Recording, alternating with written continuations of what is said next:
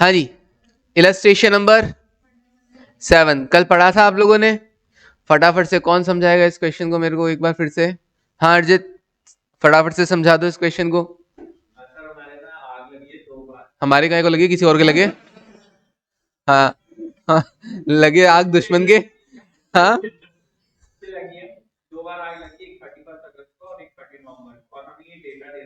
हाँ जी,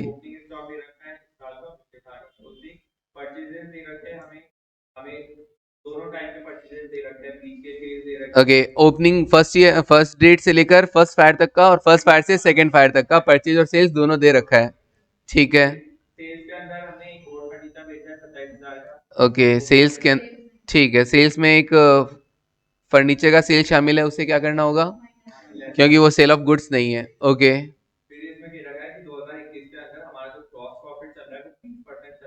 बिल्कुल।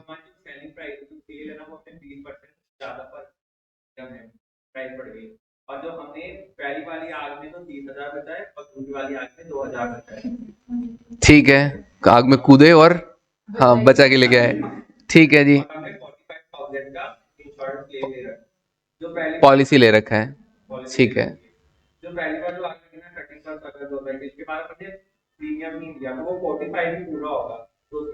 उसी में से ही करना है, दोनों बार जो आग लगे उसी में से एडजस्ट कर लो। ठीक है जी, okay okay, very good.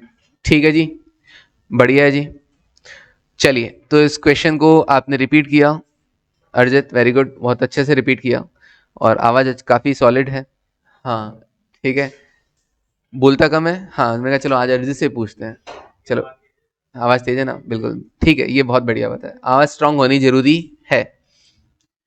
GP rate कल हमने स्टेप 1 कर लिया था, जीपी रेट फाइंड आउट कर लिया था। जीपी रेट पिछले साल का 20% दे रखा था और हमने कहा इस बार क्योंकि सेलिंग प्राइसेस 20% से बढ़ रहे हैं तो हमारी जीपी रेट क्या हो जाएगी, रिवाइज हो जाएगी। सेलिंग प्राइस रिवाइज हुआ है तो जीपी रेट भी रिवाइज। इससे पहले जो इलस्ट्रेशन नंबर 1 किया था कभी, तो हमने जीपी रेट रिवाइज नहीं किया था। रीजन क्या था दिया? ओके, क्यों नहीं किया था जीपी रेट को रिवाइज भाविका? परचेज की प्राइस भी बढ़ गई थी, तो हमने कहा भैया अभी जीपी रेट रिवाइज करने से दिक्कत हो जाएगा क्योंकि ओपनिंग स्टॉक कुछ और रेट का है, परचेजेस कुछ और रेट की है। लेकिन इसमें हम जीपी रेट रिवाइज कर सकते हैं और उसी को हम आगे प्रोसीड करते हैं। फिर मैं आपको इसको फिर करवाऊंगा कौन से मेथड से, वही इलस्ट्रेशन नंबर 1 वाले मेथड से, as per last year prices वाले से। चलिए, फिलहाल तो हम कैसे कर रहे हैं, जीपी रेट रिवाइज करने के बाद। अब इसमें कोई झंझट नहीं है क्योंकि जीपी रेट रिवाइज हो गई है, तो आपको सेल प्राइस को वापस चेंज करने की जरूरत नहीं है क्योंकि करंट ईयर में आप किस रेट से कमा रहे हो, 33.33% से कमा रहे हो। चलिए, स्टेप नंबर 2, स्टेप नंबर 2 ही तो लिखेंगे अब। Okay, step number 2,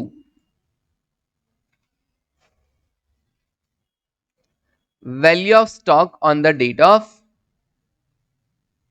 fire. Value of stock on the date of fire. और क्योंकि 2 बार आग लगी है तो ये पूरी स्टेप्स 2 बार रिपीट होंगी। तो पहले कौन सी डेट के लिए, 31 अगस्त 2021, 31 अगस्त 2021 जो पहली बार आग लगी थी उसके लिए हम कैलकुलेशन कर रहे हैं।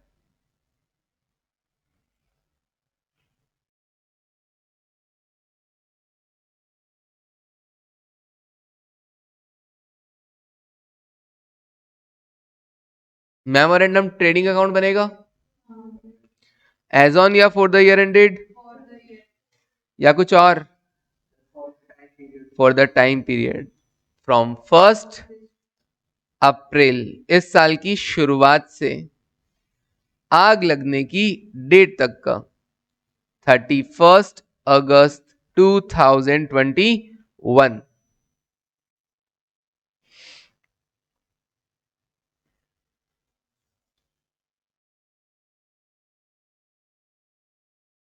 अमाउंट का एक कॉलम या 3 कॉलम? एक कॉलम, क्योंकि कोई एबनॉर्मल आइटम है ही नहीं।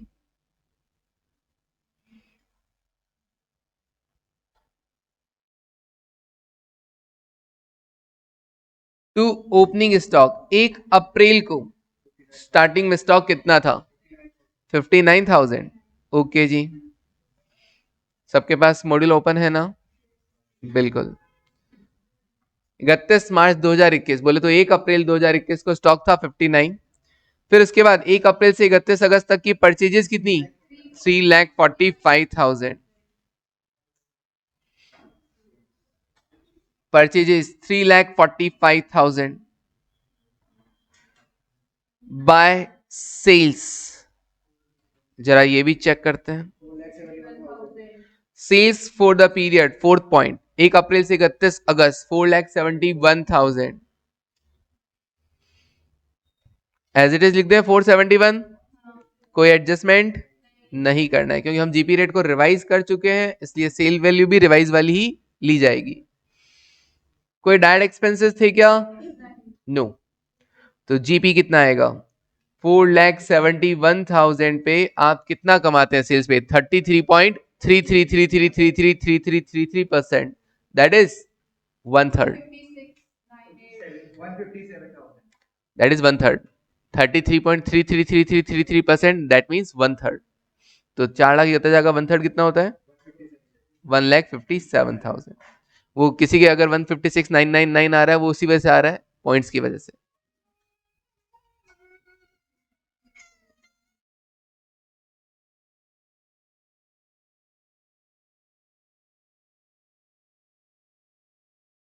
हाँ जी, stock on the date of fire,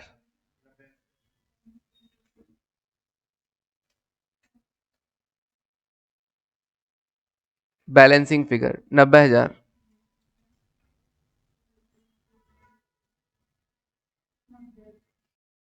okay जी,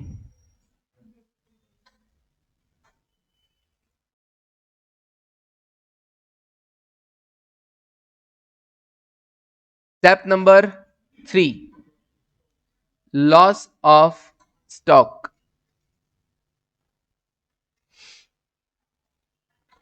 कितने का नुकसान हुआ? Stock on the date of fire, stock on the date of fire 90,000 था, उसमें से क्या आपने कुछ बचा लिया?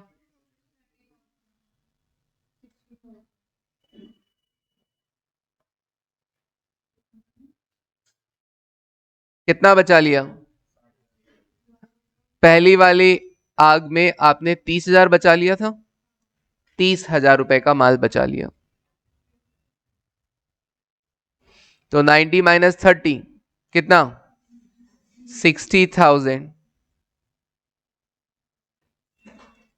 Step number 4, amount of claim. अच्छा, इनके आगे भी है ना डेट लगा देना, सबके आगे। लॉस ऑफ स्टॉक डेट कौन सा? 31 अगस्त 2021। और क्लेम भी 31 अगस्त 2021।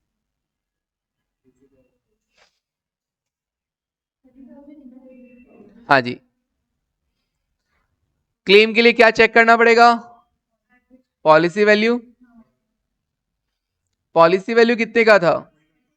45,000। और stock on the date of fire कितना है? 90,000 का। ओहो हो।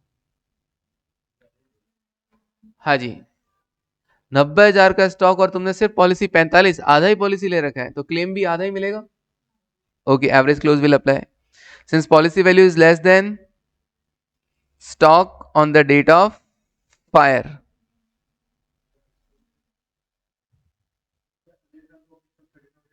हाँ, stock on the date of fire कितना है? 90,000।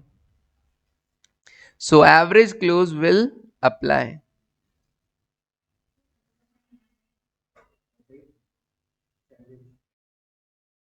Will apply,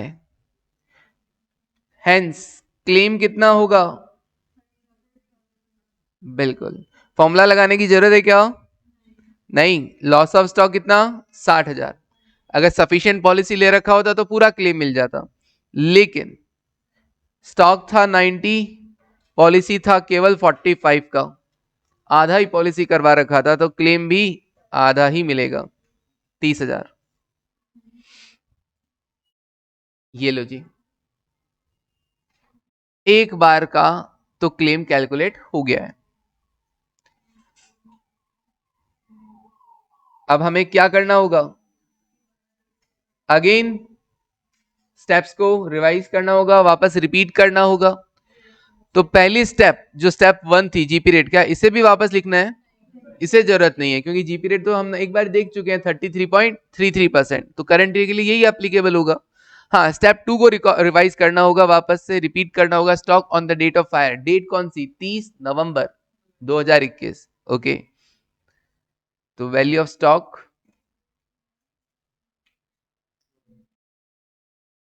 on the date of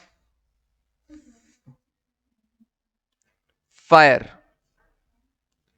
date कौन सी?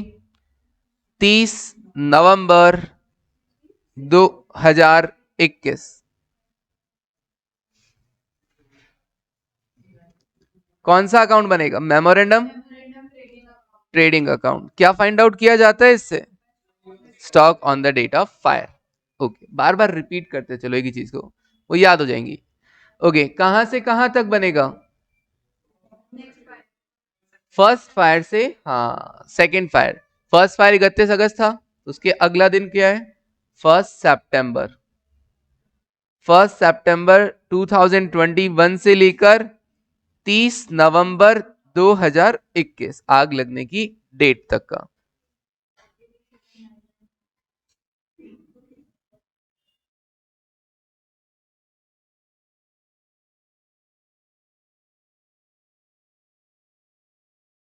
क्या हुआ? Third point? क्यों, उसमें क्या हो गया? Loss of stock? अच्छा, उसमें थर्ड पॉइंट। ओके, हाँ अभी बताते हैं, एक बार रुकवा देते हैं।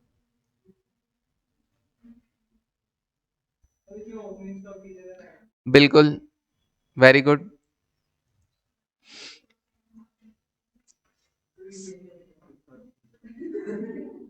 क्या हो गया? विशेष ने बताया, वाह, वो तो है ही स्पेशल। हाँ जी, विशेष सर पकड़ लेते हैं। ऐसा क्या विशेष स्पेशल नहीं हो गया तुम? ओपनिंग स्टॉक नहीं हो, बन जाओगे। सुनो, ओपनिंग स्टॉक कितना लिखेंगे? पहले तो ये चीज कि 1 सितंबर को स्टॉक कितना था भैया? जो पहली वाली आग में जो बच गया वही आपका स्टॉक था। 1 सितंबर को कितना बच गया था? 30,000। तो ये अच्छी चीज थी। फिर बात आती है परचेजेस की, तो थर्ड पॉइंट था क्या इसके लिए? परचेजेस कितना था देखो, 1,90,000 का, 1,90,000 की परचेजेस थी आपकी, लेकिन उसमें से 45,000 तो कब मिला? 10 दिसंबर को जाके मिला है। इसका मतलब हम बना रहे हैं कौन सी डेट को? हम बना रहे हैं 30 नवंबर को। परचेजेस तो है, लेकिन अभी तक वो गुड्स हमें रिसीव नहीं हुआ है, तो क्या मैं उसे गुड्स इन ट्रांजिट बोल सकता हूं? तो परचेजेस मेरी कितनी है टोटल? 1,90,000। 1,90,000, उसमें से अभी तक 45,000 तो रास्ते में ही है। या तो परचेज में से माइनस किया जा सकता है, या फिर राइट साइड में लिखा जा सकता है। परचेज का पूरा हिसाब देना पड़ेगा ना, वही खरीदा हुआ माल क्या हुआ, बिक गया, स्टॉक में है, या अभी रास्ते में ही पड़ा है, गुड्स इन ट्रांजिट। तो वो दोनों में से कोई भी ऑप्शन लिया जा सकता है। अच्छा जी, बाय सेल्स, सेल्स के लिए पॉइंट देखते हैं क्या? Current year sales for the period, हाँ फर्स्ट फायर से सेकंड फायर 2,25, लेकिन उसमें 27,000 का फर्नीचर भी बेचा है, तो 2,25,000 इनर कॉलम में लिखेंगे। हाँ, और उसमें से लेस कर देंगे सेल ऑफ फर्नीचर,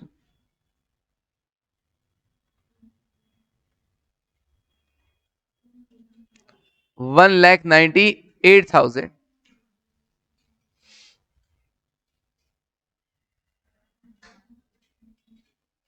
ओके जी, और अब आप क्या करेंगे? जीपी हाँ जी, 1,98,000 की सेल हुई और सेल पर आप कमाते कितना है? 1/3, 66,000। ओके जी वेंकटेश।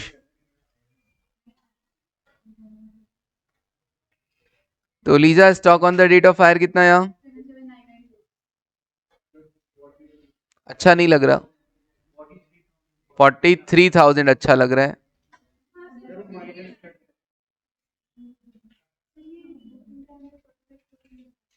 या तो आप नहीं 45 था, तभी तुम इसलिए 180 बोल रही थी इतनी देर से। हाँ 10,000 नहीं था, 45,000 था। ओके जी। अंजलि बोल रही है सर 31 अगस्त नहीं लिख सकते, 1 सितंबर की जगह लिख सकते हैं अंजलि, कोई प्रॉब्लम नहीं है ना?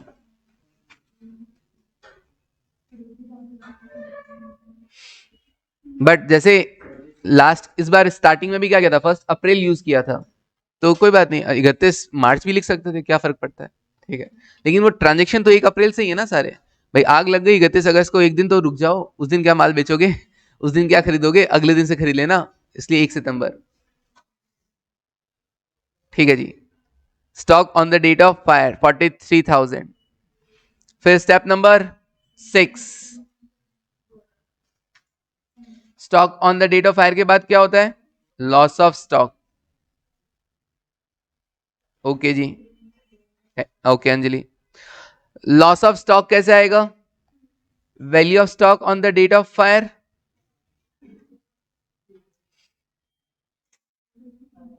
Value of stock on the date of fire 43,000।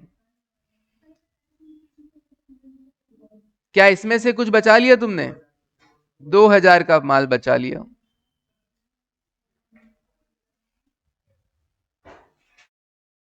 तो नुकसान हुआ 41,000 का। डेट लिख देते हैं, लॉस ऑफ स्टॉक डेट क्या है? 30 नवंबर 2021। और स्टेप नंबर लास्ट 7, हाँ जी, क्लेम कैलकुलेट करते हैं।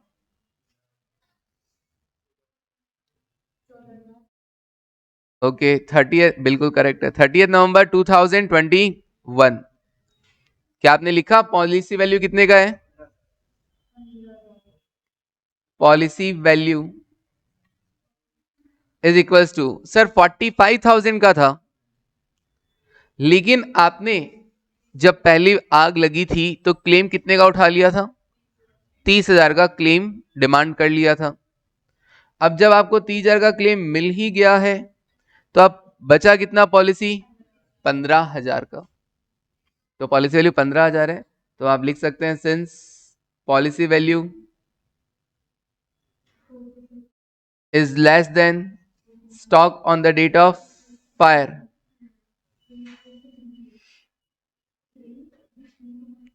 Stock on the date of fire कितना था? 43,000। So average clause will apply.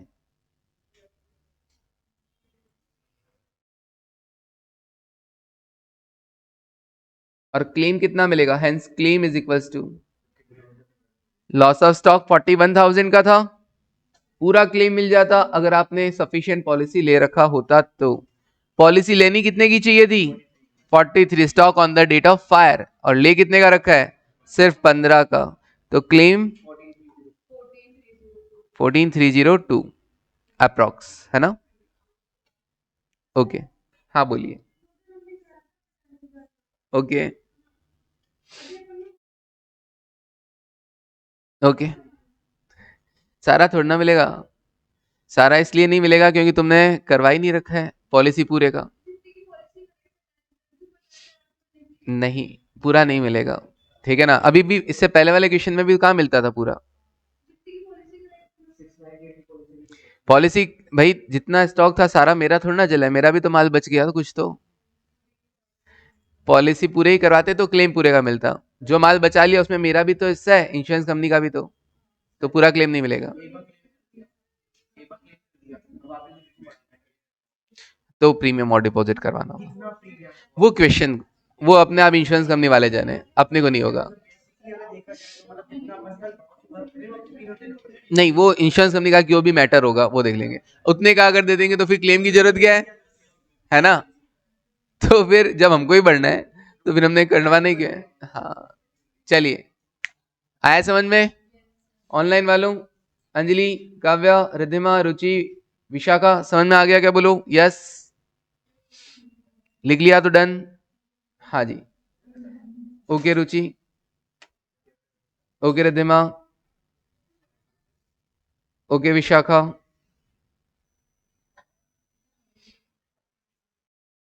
हाँ जी। चैप्टर खत्म? नहीं, हाँ, दूसरे मेथड से भी करवाना है, समझाएं तो सही, है ना? फिर आपकी इच्छा हो वैसे करें, है ना? नॉलेज गेन करना है, रटना नहीं है, ये अप्रोच रखो हमेशा। चलिए ठीक है, लिख लिया काव्या? दूसरा कौन सा मेथड है सर? अरे इलस्ट्रेशन नंबर 1 को तो आपने वैसे करवाया था, इसको जीपी रेट रिवाइज करवा के करवा दिया, हमें कैसे समझ में आएगा सर? समझाएंगे ना, देखो इलस्ट्रेशन नंबर, हाँ समझा रहे हैं ना, देखो। हाँ, ऑल्टरनेटिवली देखो सर, हमें तो वैसे ही बताओ लास्ट ईयर प्राइसेस वाले के अकॉर्डिंग। पहली बात, जीपी रेट रिवाइज क्यों कर पाया मैं? क्योंकि परचेज कॉस्ट में चेंज नहीं है। ओके, अब सर वैसे बताओ, मैंने कहा वैसे तो सिखा तो रखा है, चलो वापस सुनो। स्टेप नंबर 1, जीपी रेट, ये भी लिखना है क्या तुमको? बिल्कुल, जीपी रेट सर जल्दी जल्दी लिख लेना। प्रीवियस ईयर जीपी रेट कितना है? 20%। इसको रिवाइज करने की जरूरत नहीं है, ठीक है जी। Step number 2, value of stock on date of fire. Date, पहली डेट 31 अगस्त 2021। कौन सा अकाउंट बनेगा? Memorandum, trading account. कहां से कहां तक? 1 अप्रैल 2021 से लेकर 31 अगस्त 2021। इस बार जो ये मेमोरेंडम अकाउंट बना रहे हैं वो कैसे बना रहे हैं? As per last year prices. अगर सेल वैल्यू में 20% इंक्रीज ना होता तो क्या होता? राइट, यही होता है। ओके जी, देखो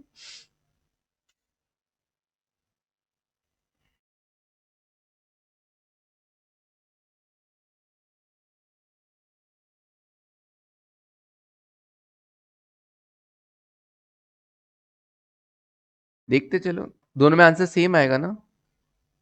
टू ओपनिंग स्टॉक 59,000, जो स्टेप पहले 2 थी उसमें भी ओपनिंग स्टॉक 59 था, ऑब्वियसली वही रहेगा।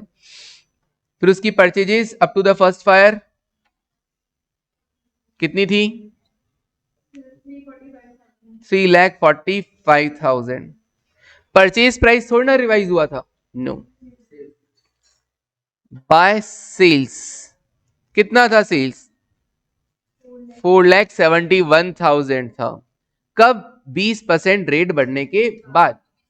अगर वो 20% ना बढ़ा होता तो क्या होता?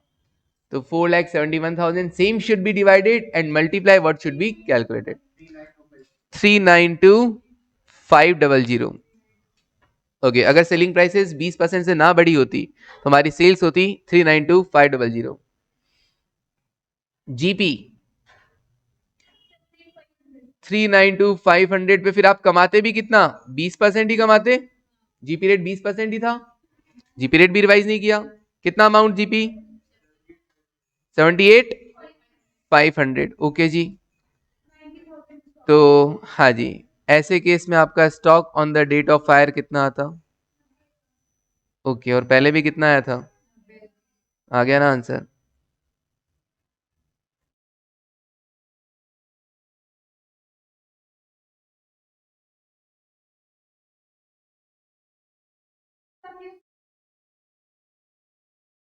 ओके, तुम नहीं होते तो क्या होता। स्टेप नंबर 3, स्टेप नंबर 4 लिख दो सेम। कोई चेंज आएगा क्या, नो। हाँ जी, वही लॉस ऑफ स्टॉक कितने का, 60,000 का। वही क्लेम कितने का, 30,000 का।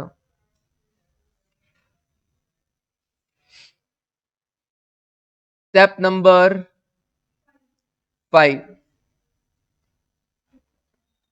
Value of stock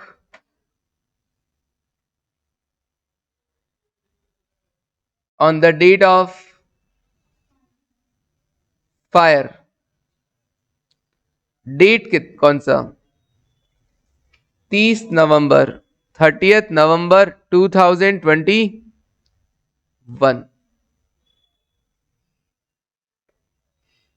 again memorandum account, memorandum trading account, कहां से कहां तक, फर्स्ट फायर के बाद से 1 सितंबर 2021 से लेकर 30 नवंबर, हाँ 1 सितंबर 2021 से लेकर 30 नवंबर 2021 तक, as per last year prices.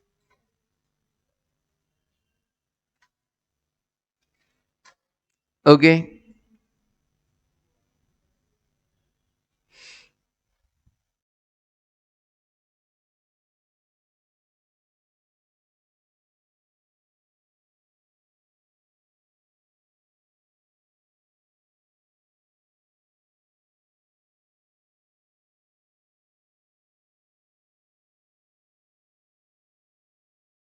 To opening stock, बिल्कुल जो बचा लिया था पहली बार आग में, 30,000।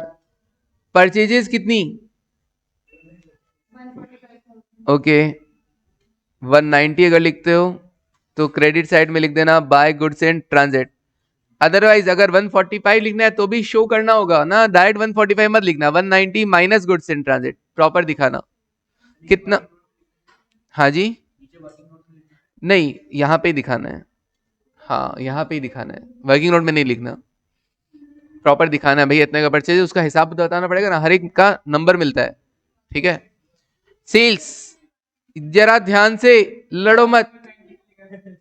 हाँ जी, परचेजेस तो 190 की थी ना, परचेज तो कर ही लिया ना। अरे तुमको यहां याद आया, यहां याद नहीं आया।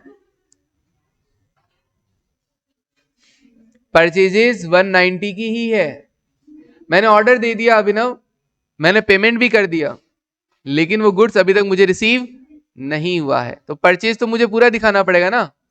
परचेज की एंट्री तो मैं कर चुका होगा, purchase on debit to supplier या purchase on debit to cash, वो गुड्स मिला नहीं अभी तक, तो मैंने दे दिखा देना by goods and transit. Okay, अच्छा सेल्स पे ध्यान देना, 2,25,000 की थी, उसमें से 27,000 तो सेल ऑफ फर्नीचर था। अब जो ये सेल हुई है वो 20% ज्यादा पे हुई है ना, मुझे तो इसे वापस किस पे लेके आना है, 100 पे लेके आना है कि नहीं आना।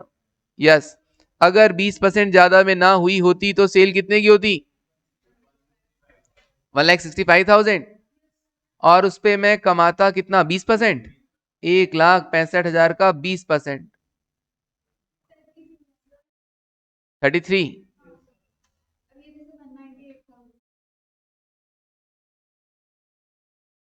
गलत हो जाएगा, क्योंकि वो 1,65,000 का 20% है, ना कि 1,98,000 का 20%। ठीक है,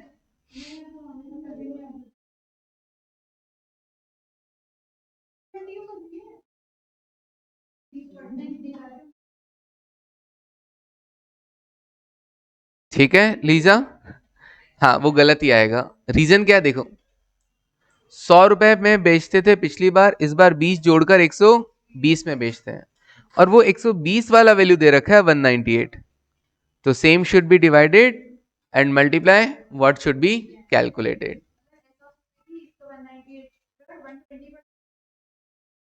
नो, क्यों करना है तुमको? Same should be divided and multiply what should be calculated, एक सिंपल सा फॉर्मूला, बस झंझट में पढ़ना ही नहीं है। चलो देखो, हाँ जी, stock on the date of fire कितना?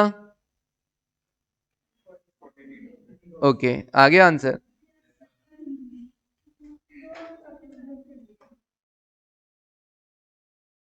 43,000। तो देखा, हम दोनों तरीके से सॉल्व कर सकते हैं, लास्ट ईयर प्राइसेस वाले के अकॉर्डिंग भी कर सकते हैं, लेकिन जरूरत क्या है, अगर सिर्फ सेल प्राइस में रिवाइज हुआ है तो हम जीपी रेट को ही क्या कर दो, रिवाइज कर दो, जिससे बाद में आगे का कोई झंझट ही नहीं रहेगा। हाँ लेकिन सेल प्राइस में भी रिवाइज हुआ है और परचेज कॉस्ट में भी, और केवल अगर परचेज कॉस्ट में भी चेंज होता तो भी हमको क्या करना पड़ता, ऐसे ही करना पड़ता। क्लियर है वाली चीज, क्योंकि वो ओपनिंग स्टॉक अपने अटक रहा था मामला। चलिए आगे की स्टेप तो लिख दें सेम। बहुत मेहनती बच्चे हो तुम लोग। स्टेप नंबर 6, देख ले इसीलिए लिखवाना पड़ रहा है। Step number 7, same.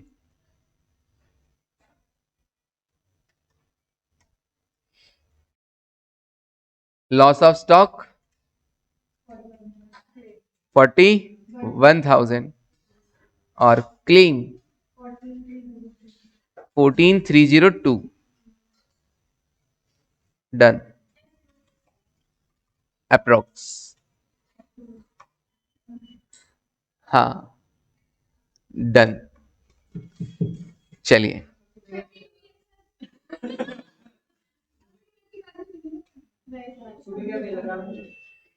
सुबह, हाँ सुनो, हो गया क्वेश्चन, वेरी गुड। तो लॉस ऑफ स्टॉक इजी था, रटना पड़ा कि समझ लिया? समझ लिया ना, स्टेप्स क्लियर है, पहली जीपी रेट है, दूसरा stock on the date of fire है, तीसरा लॉस ऑफ स्टॉक और चौथा क्लेम है, और रटने का कुछ है ही नहीं। ठीक है ना?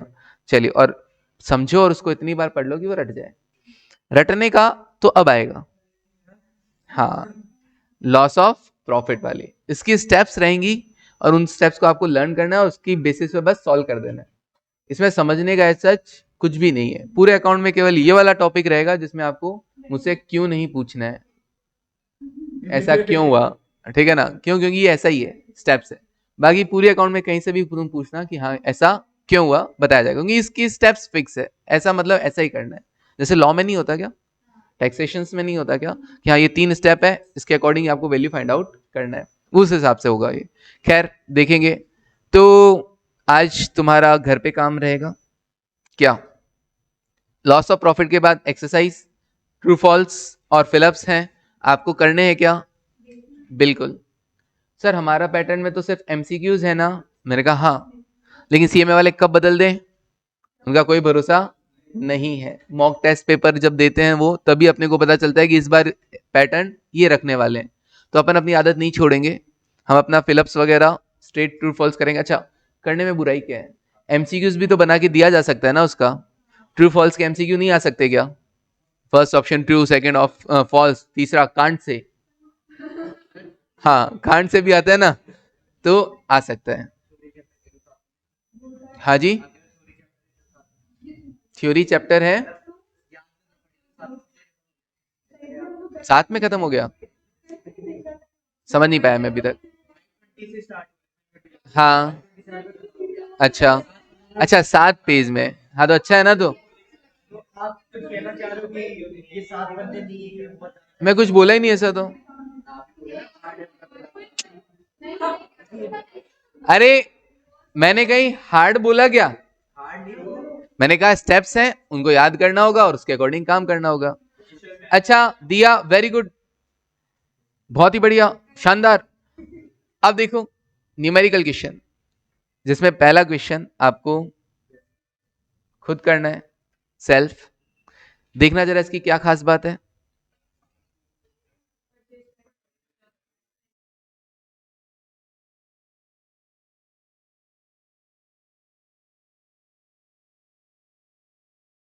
वही है इलस्ट्रेशन नंबर 1 वाला, परचेज प्राइस 20% से बढ़ गया और सेलिंग प्राइस 10% से।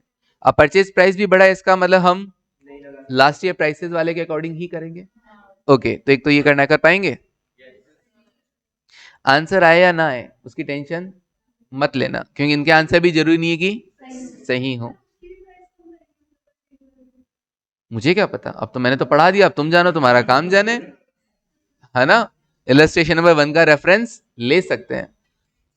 क्वेश्चन नंबर 2 शानदार है, पता है, पढ़ के देखो इसमें क्या खास बात है। An item of goods purchased in 2020 at a cost of 20,000 was valued at 12,000. Poor selling goods, और आधा माल कब बेच दिया है? 2021, और 2021 करंट ईयर है या प्रीवियस ईयर है? ओके, प्रीवियस ईयर में ही एबनॉर्मल गुड्स की सेल हो गई है, और जब भी एबनॉर्मल गुड्स की सेल होगी तो अमाउंट के 3 कॉलम बन जाएंगे। तो इसका मतलब प्रीवियस ईयर का जो ट्रेडिंग अकाउंट बनाया जाएगा ना, उसमें भी अमाउंट के 3 कॉलम होंगे, नॉर्मल, एबनॉर्मल और टोटल। और मेमोरेंडम में भी 3 कॉलम बनेंगे। 4 कौन बोल रहे हैं? हाँ, नॉर्मल, एबनॉर्मल और टोटल। डन? कर पाएंगे क्या, बोलो? ट्राई तो करना, वरना मैं तो हुई कल। ठीक है जी, ओके। अगले साल है क्या अब? अच्छा अच्छा, ओके। तो करवाऊं अभी या तुम्हारे पे? हाँ, तो अभी करवा दें, नए साल पे नया चैप्टर की शुरुआत, ऐसा बोलना चाह रही हो तुम? अच्छा, टॉपिक तो यही है ना, टॉपिक भी तो नया है ना। चलो ठीक है, डन। ओके, थैंक यू, फिर टेक केयर एंड बाय। दोनों क्वेश्चन आपको ही करने हैं सर, ठीक है? ओके।